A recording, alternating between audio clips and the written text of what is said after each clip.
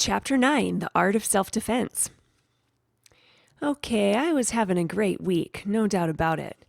Not only did I get the blue ribbon on Wednesday, but on Thursday the class got a long letter from Miss Mack.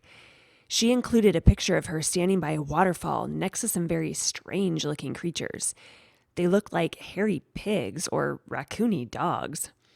"These are coatis," Mrs. Brisbane said, reading from the letter, pronounced coatis. The coatis looked weird. Miss Mack looked gorgeous, especially with all the red, yellow, and orange flowers surrounding her. How I wished I could be there with her, except maybe for the fact that those coatis might not be hamster-friendly. At the end of her letter, Miss Mack wrote, "So farewell to all my wonderful friends in room 26, especially the small one with the big heart, Humphrey." Sigh, sigh, sigh. Though the thought of Miss Mack made me happy, the weekend was coming up soon, and I always felt a little nervous about where I'd be spending it. When it was decided on Thursday that I was going home with Miranda Golden, I was so excited I only got 83% on my vocabulary test. Saya got 100%. I know because this time when Mrs. Brisbane asked who got 100%, she raised her hand. I always figured that Miranda lived in a castle because she reminded me of a fairy tale princess in disguise. Wherever it was, it had to be wonderful if Miranda lived there. Well, Miranda's home wasn't exactly a castle, but it was very tall. Miranda lived in a fourth-floor apartment with her mom and her big dog, Clem. We had to take an elevator to get there. The apartment was nice. The mom was nice. Clem was not nice. Let me explain. Miranda has a small bedroom, and her mom let me stay there right on the desk. To welcome me, the two of them did a complete clean-out of my cage. "I'll bet no one's done this for a while," said Miranda's mom, and she was right. Pretty soon, I felt like a brand-new hamster. Suddenly, Clem bounded into the room, a big mass of yellow fur poking his nose right up against my cage.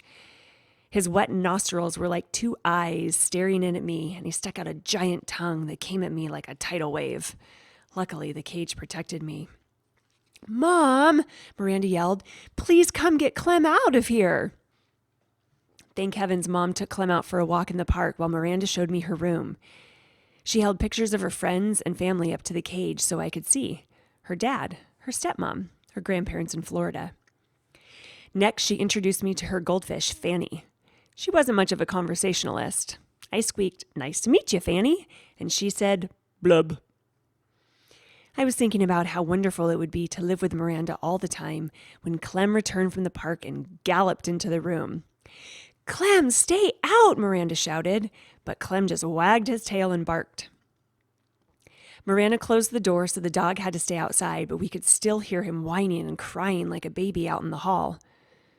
Still, just being with Miranda made everything seem golden until her mom called her to go shopping. Miranda protested. Good girl. But Mom didn't want her to stay inside on such a nice day. She had no choice unless she was rude to her mom, which Miranda would never be. "I won't be gone long," Miranda told me, "and I'll make sure the door is shut tightly so Clem can't get in." Everything would be all right, I assured myself. After all, Miranda had said so. I was all set to get in a good daytime snooze. But as soon as the door to the apartment closed, Clem started whining outside the room. I could hear his big paws up on the door trying to push it open. I was a little nervous, but Miranda had assured me I'd be all right. After all, she wouldn't be gone long. Then I heard it, the slight turning of the doorknob as Clem flung himself at the door repeatedly. What a barbarian he was. Suddenly, the door swung open and Clem burst in and ran straight to my cage. I tried to distract him by spinning on my wheel. I can do that for hours if necessary. I thought the spinning wheel might even hypnotize him, like in an old movie I'd seen with Miss Mack. Miss Mack, where was she when I needed her? But apparently all that spinning just excited Clem more. He started barking at me, but I couldn't understand a word he said. "Now cut that out," I squeaked at him. That just seemed to make him more hot and bothered. He plopped his front paws up on the desk and stuck his nose against the cage door near the lock that doesn't lock. Easy now. Calm down, I squeaked soothingly at the beast, but he kept poking his nose at the cage, showing me his huge tongue and the huge teeth around it. And let me just say that Clem could stand some breath mints. He poked the lock again and again. I knew if he jiggled it enough, the door would swing open and I'd be history. Poor Miranda would never know what happened to me. She might even cry. I couldn't stand the thought of Miranda crying. I hopped back on my wheel and started spinning with all my might, hoping to buy some time. Clem pulled back for a moment and stared at the wheel going round and round. Let me just say that I'm glad Clem is about 2 quarts low in the brain department. Phew, I'm a good spinner, but I was getting worried about how long I could keep it up when Golden Miranda rushed in. She never looked more beautiful to me than at that moment. "Clem, stop it," she shouted in a very firm voice. "Bad boy." Clem raced to her side, wagging his tail. Miranda's mom dragged old Clem out of the room and closed the door behind her. Phew, phew, phew. Miranda was very sorry. She opened the cage and reached in to pick me up. "Poor Humphrey," she said, hugging me. She set me on her desk and stroked me gently with one finger. "Oh, I'm so sorry, Humphrey, so sorry." Ooh, I don't know what felt better, the petting or Miranda's soothing words. Miranda felt so terrible about what had happened, she let me play on her desk.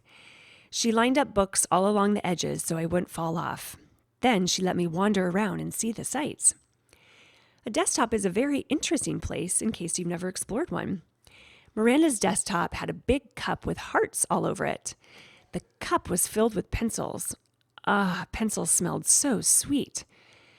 She had a round silvery container of paper clips and a square purple container of rubber bands. She had lots of paper in a pink box, and she had a great big fat dictionary. I could really use one of those. I wonder if they make doll-sized dictionaries you can hide behind a hamster's mirror? Miranda giggled as she watched me check things out. When I tried to climb into the paperclip box, she stopped me with her finger.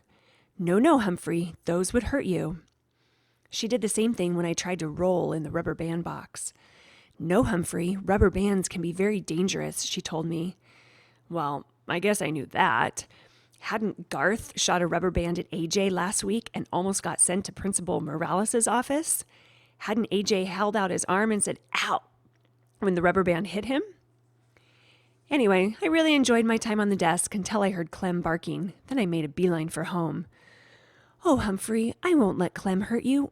Honest," Miranda assured me as she gently helped me back into my cage. I believed her. I really did. But when it was bedtime and Miranda's mom came into the room to say goodnight, she said some words that sent a chill up my spine. "Don't forget, we're going to the Nicholsons' house tomorrow night." Miranda protested, "I hate to leave Humphrey. Clem gives him such a hard time." "We'll lock the door this time, honey. He'll be okay," her mom said. "And tonight, Clem will be in my room." After her mother left, Miranda assured me that Clem loves to sleep in Mom's room. "But if anything happens and you get scared, just give me a squeak," she told me. "Don't worry, I will," I assured her. I didn't sleep that night. For one thing, the stars on Miranda's ceiling glow in the dark, and they're so beautiful I couldn't take my eyes off them. For another thing, well, I am nocturnal. But mainly I didn't sleep because I was worried about Clem. After my experience that afternoon, I believed no lock could hold him back. How could a little hamster fight back? What weapon would I have against a big, hairy, bad-breathed, small-brained creature? Ooh, what weapon indeed? I had an idea. Clem hadn't made a peep for hours, so I took a chance and quietly opened the lock that doesn't lock and dashed across the desktop to pick up my weapon, just in case another encounter with Clem. Then I scampered back to the cage with it and quietly closed the door. I hid my weapon behind my mirror next to the notebook where no one could find it. Then I managed to get 40 winks of sleep around sunrise. Miranda and her mom kept Clem out of my sight all day until it was time for them to go to their party. "I'm still worried," said Miranda. "I'm locking your door with a key on the outside," her mom said. "I'm locking Clem in my room, and Humphrey's cage is closed tightly, right?" Miranda checked it. Everybody always checks it. It always seems locked from the outside. It even makes a clicking sound. But from the inside, believe me, it's a piece of cake to open. Miranda seemed satisfied with the arrangement, but I wasn't. So I remained on high alert all that afternoon and evening. And here's what happened. After Miranda and her mom left, Clem barked for a while. Then I heard jiggling and joggling for about an hour. Then I heard big, hairy feet padding down the hall towards Miranda's room. Toward my room. I sucked in my breath and waited. Yes, I knew Miranda's mom had locked the door with a key, but Clem didn't seem to let little things like that stand in his way. The doorknob squeaked and rattled. It twisted and turned. Nothing happened, but that didn't seem to bother Clem the barbarian. He jiggled, rattled, and twisted it some more. When he got tired of that, he threw his whole body at the door. And then, very slowly, the door opened. Clem actually seemed surprised, but I wasn't. I had spent the last 2 hours carefully preparing for this moment. Now that my heart wasn't going thump, thump, thump very loudly, even Fanny the fish seemed nervous. Clem trotted right up to my cage and stuck his big, wet nose up against it. "Stay away! Keep your distance!" I squeaked. "I'm warning you!" Clem wasn't discouraged one bit. "Woof!" he barked, sending a foul cloud of doggy breath my way. I didn't even flinch. He barked a few times more and then began poking his big nose against the cage door. I wonder if he actually knew that the lock was broken. The time had arrived to put my plan into action.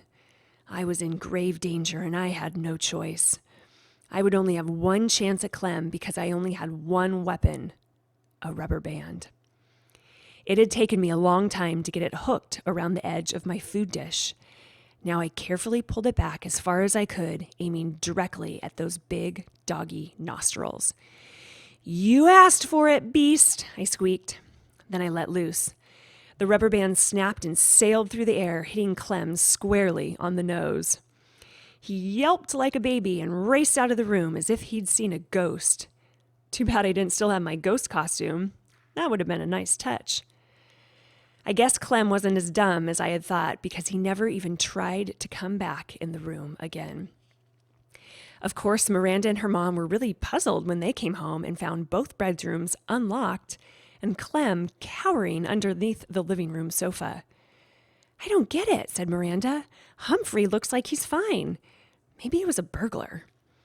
But Miranda's mom checked the closets and drawers. Nothing was missing. "Now that's a mystery," said Miranda's mother after she'd searched the whole apartment. Miranda stared at me, shaking her head. "If only Humphrey could talk," she said. "But I can if you just listen," I told her. "I'd bet you have a lot to tell us," Miranda continued, not understanding my squeaks. Yes, I do, I thought. Enough to fill a book. Tip 9. Hamsters do not enjoy contact with other animals.